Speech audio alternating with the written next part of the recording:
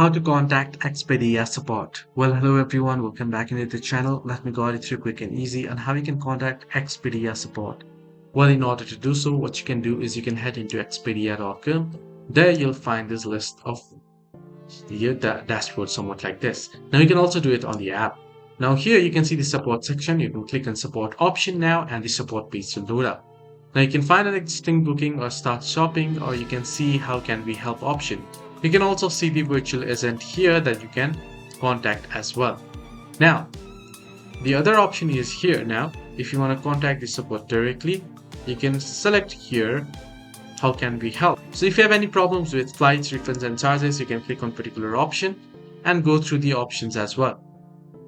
Now here you can see the search bar, how can we help? You're going to click on it and you want to type in contact support.